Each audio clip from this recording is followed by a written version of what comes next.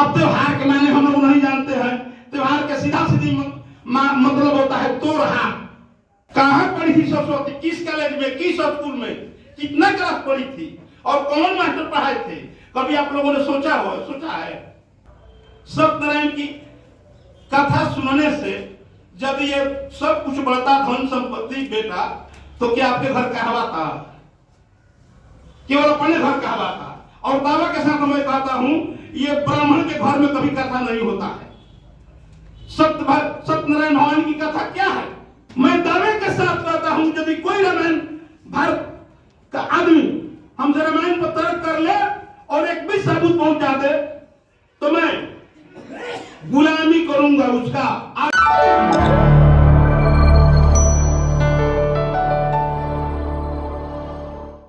तो supreme court कहा था। तो दोस्तों, बहुत जब पहले कोर्ट ने कह दिया कि रामायण एक काल्पनिक कथा है और इसमें जितने पात्र हैं सब काल्पनिक है। अब जरा सोचिए, रामायण में साफ लिखा हुआ है कि खीर खैला से राम, धरती खोला से पतो है। अब 10 गो रथ निकल रहे, वही पर क्या कर ये निकले दशरथ, तो नाम पड़ा दशरथ। मैं दावे के साथ कहता हूं, यदि कोई रामायण भारत का आदमी हमसे रामायण पर तर्क कर ले और एक भी सबूत पहुंचा दे तो मैं गुलामी करूंगा उसका आगे सामने। लेकिन एक प्रोफेसर साहब जब बोलते हैं तो उनको नाम से ना बोला जाता है, अनपढ़ है, गंवार है, ये है।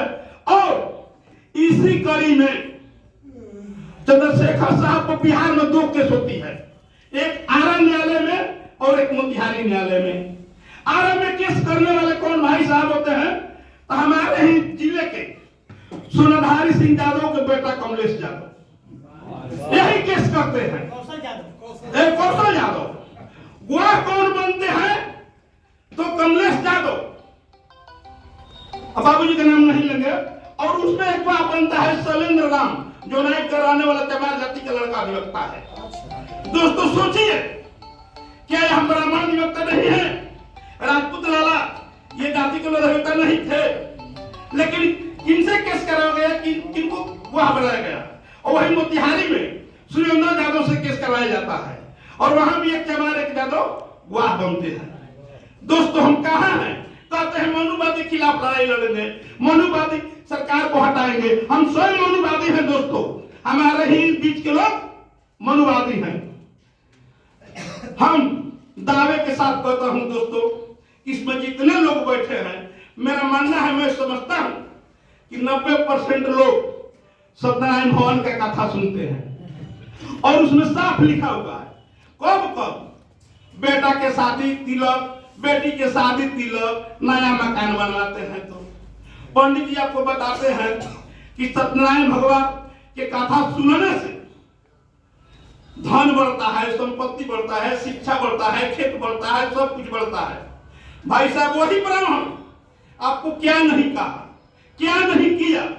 और सत्यनारायण की कथा सुनने से जब ये सब कुछ बढ़ता, धन संपत्ति बेटा, तो क्या आपके घर कहवाता? केवल अपने घर कहवाता। और दावा के साथ मैं कहता हूं, ये ब्राह्मण के घर में कभी कथा नहीं होता है। सत्यनारायण भगवान की कथा क्या है? सत्या एक ब्राह्मण की लड़की थी, नारायण एक चमार का लड़का था। जो उससे पैदा हुआ उसका नाम, दोनों के जो बीच से लड़का पैदा हुआ उसका नाम स्वामीनाथ पड़ा। लेकिन पंडित जी लोग क्या कहते हैं आपके घर आके? कलावती, लीलावती की कथा, लकड़हारा की बात कहते हैं, साधु नाम बनिया की बात करते हैं। और इसलिए हमने कहा कि भाई साहब, स्वयं बाबा साहेब के बताए हुए रास्ते, उनका ये जो 3 मंत्र सब लोग रखते हैं, शंकर पड़ोसी, लेकिन हमारे साथी, हमारे लोग यदि मनुवाद ब्रह्मवाद के खिलाफ आवाज उठा दें तो संविधान बचाना कोई बड़ा मुश्किल नहीं हो। अभी सरस्वती पूजा भी बीता है जी, शायद आप लोग जानते होंगे। ब्रह्मा के 5 बेटियां थी और 5 को अपनी पत्नी बनाकर ब्रह्मा रखा था। कहां पढ़ी थी सरस्वती, किस कॉलेज में, किस स्कूल में, कितना क्लास पढ़ी थी और कौन मास्टर पढ़ाए थे? कभी आप लोगों ने सोचा है?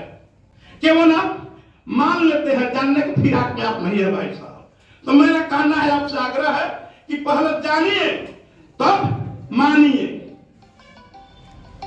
ये दुर्गा अभी जो हमारा समाज है 85% खास तौर से ब्राह्मणवाद के 4 खूंटे पर बंधा हुआ है। ब्राह्मणवाद के जो 4 खूंटे हैं, ब्राह्मण, उसका शास्त्र, उसका तीर्थ स्थान, उसका पर्व त्योहार। लेकिन अब त्योहार के माने हम लोग नहीं जानते हैं। त्योहार के सीधा सीधी मतलब होता है तोरहा। होली जो होता है, हमारी बेटी बहन के साथ हमारे संचालक महोदय बहुत पहले बताए, हमारे समाज की लड़की थी, लेकिन हम ही उसको बहुत धूमधाम से फगुआ मनाते हैं, होली मनाते हैं। दुर्गा पूजा, अब दुर्गा के बारे में बहुत से शब्द हम नहीं बोल पाएंगे मंच से, लेकिन महिषासुर हमारे समाज का, हमारे पूर्वज के राजा थे। लेकिन देखिए, इसमें सारे लोग, मैं समझता हूं कि दुर्गा पूजा देखने जाते हैं, एक महिषासुर को हत्या करने के लिए सारा देवी देवता इकट्ठा हो जाते हैं। उसमें सब है, लक्ष्मी है, सरस्वती है, सब लोग हैं, लेकिन कभी हमने नहीं इसको जाना, केवल मानने के फेरा में हम रह गए। उसी का परिणाम है कि आज आजादी के 75-76 बाद भी जहां बाबा साहब हमको ले गए थे, वहां से हम पीछे की तरफ जा रहे हैं। यदि सचमुच में हम बाबा साहब को मानते हैं, बाबा साहब को जानते हैं, तो मेरा कर्तव्य होना चाहिए उनके मिशन के आगे बढ़ाना, कि पीछे लौटाना। लेकिन मैं समझता हूं कि अब भारत के संविधान, दावे के साथ मैं कहता हूं, न हिंदू खतरे में है, न मुसलमान खतरे में है, भारत का संविधान खतरे में है। दोस्तों, भारत का संविधान खतरे में है, और भारत का संविधान खतरे में है। बाबा साहब न होते तो भारत का संविधान नहीं होता, और भारत का संविधान नहीं होता तो मैं एक अधिवक्ता नहीं होता। इसमें से 1970 के दशक के बहुत से लोग हमारे गार्जियन हैं।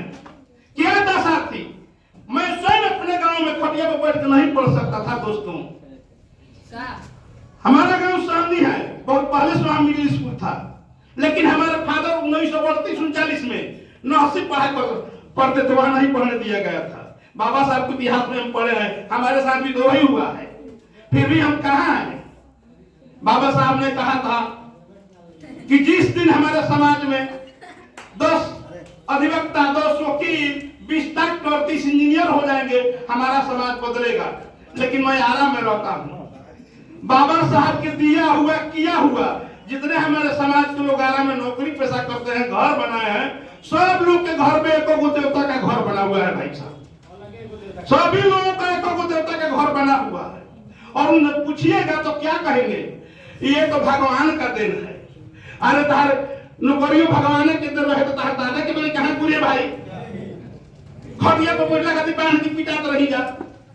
तो भाई साहब, यदि सचमुच में आप अंबेडकर के अनुयायी हैं, अंबेडकर के वंशज हैं, तो मनुवाद और ब्राह्मणवाद को दिल से खत्म कीजिए।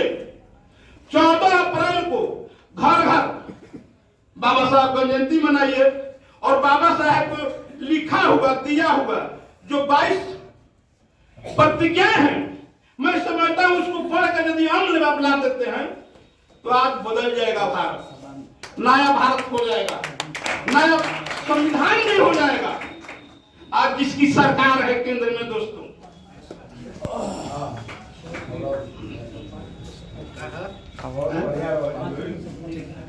आज जिनकी सरकार है केंद्र में, भारत के संविधान में स्पष्ट लिखा हुआ है कि भारत एक धर्मनिरपेक्ष राज्य है। दोस्तों, आप रोज अखबार में पढ़ते होंगे, बीजेपी आरएसएस क्या कहती है कि 1947 तक हमको हिंदू राष्ट्र बनाना है। अरे भाई साहब, एक तरफ संविधान का भी दोहाई देता है तो, और एक तरफ संविधान जलाने मिटाने के चक्कर में पड़ा हुआ है।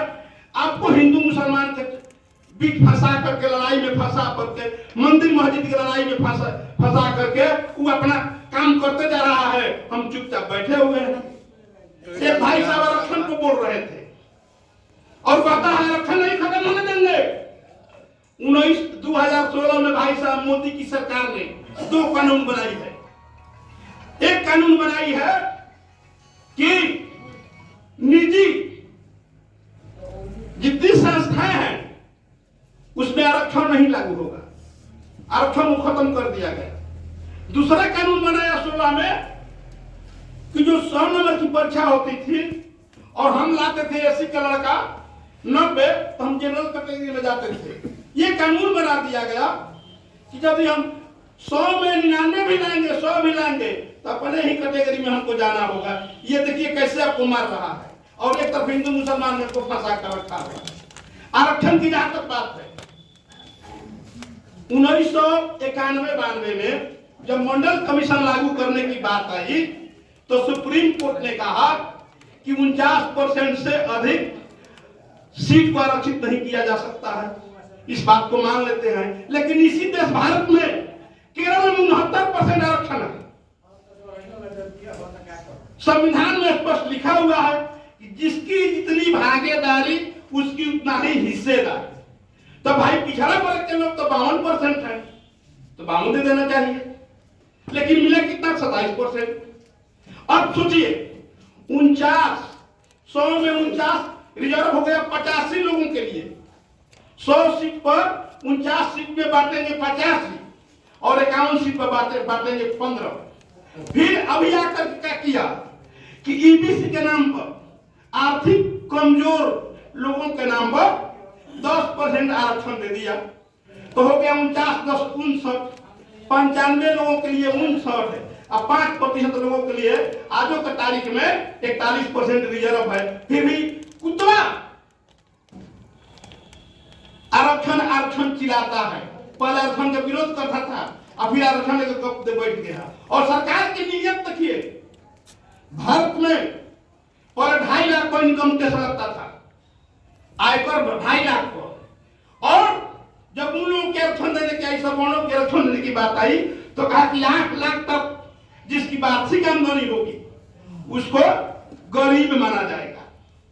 इधर 2.5 लाख वाले धनिक है और 8 लाख वाले गरीब है।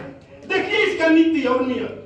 आज जो वर्तमान में भारत में ये जो अडानी अंबानी का जो, अब तो नंबर नहीं बताएंगे क्योंकि अलग का मामला है, साथी अब वहां नहीं जाना चाहते हैं। लेकिन एक बात जरूर हम कहेंगे दावे के साथ कि दोस्तों,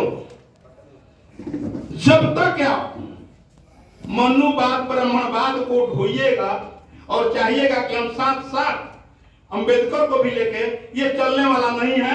आप धोखा में पड़िएगा, आप हारिएगा और आप सब आपका हक अधिकार छीना जाएगा। हम जी करता है दिखा दूं चीना तीर के, जी करता है दिखा दूं सीना चीर के, कलेजा छलनी पड़ा हुआ है मनुवाद के तीर से। दोस्तों 1925 में आरएसएस बना था, एक मिनट, और आरएसएस बनने के बाद आज तक 3 बार प्रतिबंध लगा है आरएसएस पर। जब महात्मा गांधी की हत्या 1948 में हुई थी तब आरएसएस पर प्रतिबंध लगा था। उस समय गृह मंत्री, केंद्र में गृह मंत्री हुआ करते थे सरदार पटेल। और जब 1975 में जब प्रकाश नारायण जैसे, लोहिया जैसे नेता जब आंदोलन किए तो कांग्रेस ने आपातकाल लगाया था। उस समय भी आरएसएस पर प्रतिबंध लगा था। और 1992 में जब बाबरी मस्जिद का विध्वंस किया गया तो भी आरएसएस पर प्रतिबंध लगा था। और आज आरएसएस का ही भारत में सत्ता है। क्यों? हमारे ही लोग, वो 85 वाला 15 हो गया है और 15 वाला 85 हो गया है। और इसमें कुछ भी भगवान का भी हमारे पढ़े लिखे नौजवान दावा के साथ करते हैं एबीएम में खेला नहीं हो सकता है। अरे भाई साहब, ये जो बनाया है माई बिगड़ेगा तो कौन बनाएगा जी? जो बनाया वही नहीं बनाएगा जी। इसमें छेड़छाड़ करने का हल कौन जानता है? तो जिसने ईवीएम बनाया है, मोदी का कौन बड़ा हथियार है? ईवीएम भगवान के बल पर ही चुनाव जीतता है। दोस्तों